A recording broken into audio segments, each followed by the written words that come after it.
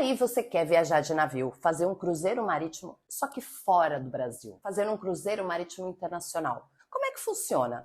Será que é exatamente igual aqui no Brasil? Eu sou a Andrea do blog Top 5 Tour e é sobre isso que a gente vai papear hoje, sobre como são os cruzeiros marítimos internacionais. Semelhanças e diferenças com os cruzeirinhos que acontecem aqui no Brasil. Bora papear sobre isso?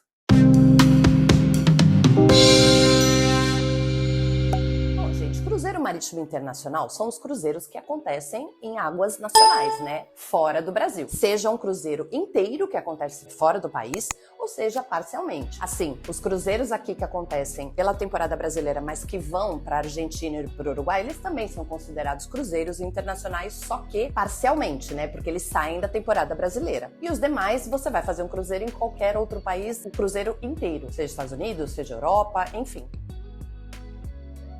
O cruzeiro marítimo internacional é exatamente igual a um cruzeiro brasileiro. Você vai comprar da mesma forma. Se você quiser cotar o seu cruzeiro marítimo, vou deixar o linkzinho na descrição para você dar uma cotadinha com a minha agência parceira. Então ele é exatamente igual ao cruzeiro daqui, só vai variar, né, o barco, na verdade, o navio que vai estar naquele destino. Mas sim, tem algumas diferenças. E eu vou contar para elas não.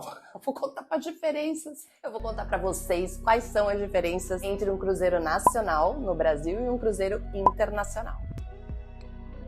Bom, a primeira diferença, gente, naturalmente, são os documentos para o seu embarque, né? Cruzeiros aqui pelo Brasil, você pode viajar somente com o seu RG, e cruzeiros internacionais você vai precisar do seu passaporte, a não ser que o cruzeiro seja parcial, partindo da temporada brasileira, como eu falei para vocês, para a Argentina e para o Uruguai, que acontecem muito aqui no Brasil, tá? Que você também pode viajar só com o seu RG. Além do passaporte, dependendo de onde você for fazer o seu cruzeiro, pode ser exigido visto, que você tem que ficar por dentro antes de você viajar, porque senão é capaz de você nem embarcar. Vacina, pode ter alguma regra específica daquele país que você está visitando. Então, o ideal é que você consulte o site do consulado que você vai visitar, do país que você vai visitar, para ver quais são as exigências de documentos daquele país, tá? Ou através do seu agente de viagem, se você comprou a sua viagem de navio por agência, ou através do site da companhia marítima a partir do seu login, que também vai estar informado ali, tá? Os documentos de embarque. Se você quiser qualquer produtinho para sua viagem, seja o que for, eu tenho uma listinha na Shopee que vai te ajudar. Aquele item específico que você está procurando e não está achando, hein? Vou deixar o linkzinho aqui na descrição.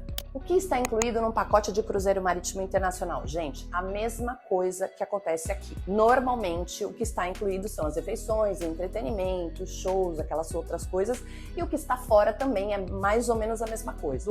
Os que acontecem aqui na temporada brasileira, como bebidas, alguns entretenimentos, enfim. Essa parte funciona da mesma forma, a não ser que o cruzeiro seja all inclusive. Mas também existe essa possibilidade disso acontecer aqui no Brasil. Então, tudo igual em regra. Uma outra diferença é com relação ao passaporte, gente. É lógico que seria a diferença porque aqui no Brasil não precisa de passaporte, né? Ou só se você for viajar com o passaporte para a Argentina e para o Uruguai. Lá fora, como eu já falei nesse vídeo aqui, o seu passaporte pode ficar retido com a tripulação. Para quê? Para logisticamente facilitar a entrada e a saída dos passageiros dos portos de parada. Se você quiser saber mais sobre esse assunto, eu já fiz um vídeo somente sobre isso, eu vou deixar linkadinho aqui na descrição. E aqui no Brasil, naturalmente, isso não acontece. Gorjetas, minha gente. Outra diferença que acontece entre os cruzeiros marítimos nacionais e os internacionais. Aqui no Brasil, nós brasileiros não temos o costume de dar gorjetas para as pessoas que estão trabalhando ali, né? Muito diferente do que lá fora, que todo mundo dá gorjeta, faz parte da cultura, é automático,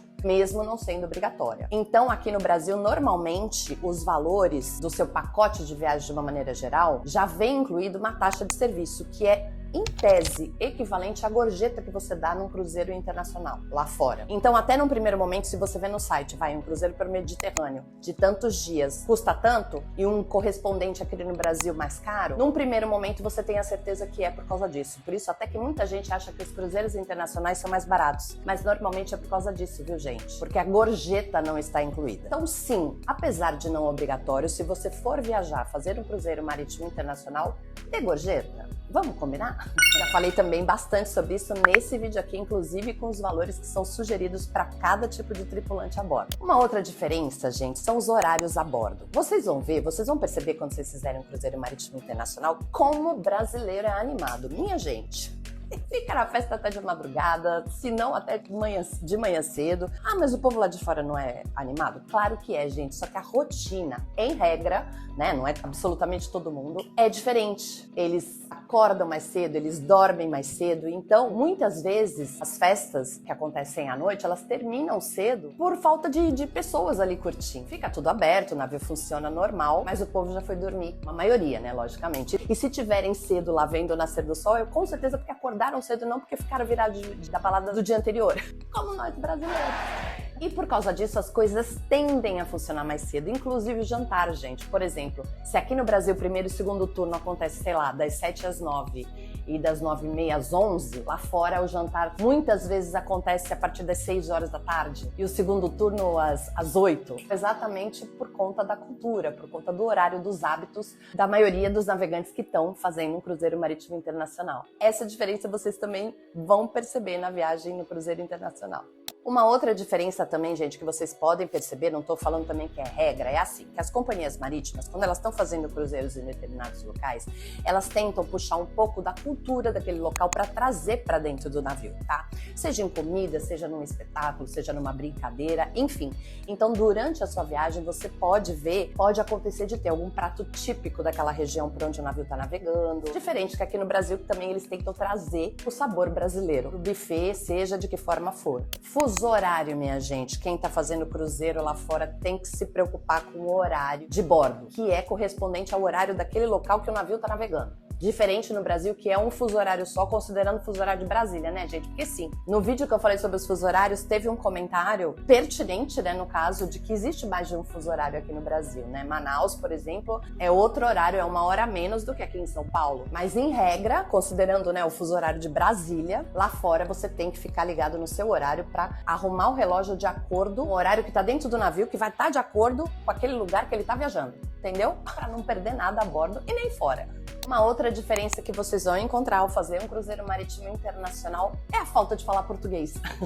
Sim, minha gente, existe uma cota quando os cruzeiros vêm para o Brasil de tantos tripulantes brasileiros têm que estar a bordo, exatamente para a língua portuguesa ser predominante dentro do Brasil, apesar da gente encontrar tripulantes de todas as nacionalidades a bordo, mesmo em temporada brasileira. Lá fora é diferente. Tem tripulante brasileiro? Claro que tem tripulante brasileiro, mas não é a sua maioria. Então você vai lá ser poliglota, entendeu? Falar um inglesinho, um espanhol ou qualquer coisa. A língua oficial é o inglês, mas gente, eu não sei falar inglês, dá para fazer um cruzeiro internacional? Gente, claro que dá. Os tripulantes estão ali para atender, eles super se esforçam. Além do que, minha gente? O que um Google Tradutor não faz na vida de uma pessoa? Fala a verdade. O Google Lens também, que você aponta para o cardápio, ele já traduz tudo que está escrito ali. Se não tiver em português, né, que provavelmente não vai estar. Então, zero problema. Bora fazer um cruzeiro marítimo internacional. É isso, minha gente. Esse foi o vídeo de hoje. Eu espero que vocês tenham gostado. E me conta, você já fez um cruzeiro marítimo internacional? O que mais você notou de diferença? Conta aqui pra gente nos comentários e vamos trocar essa ideia. Já se inscreve aqui no canal e eu vejo todo mundo no próximo vídeo.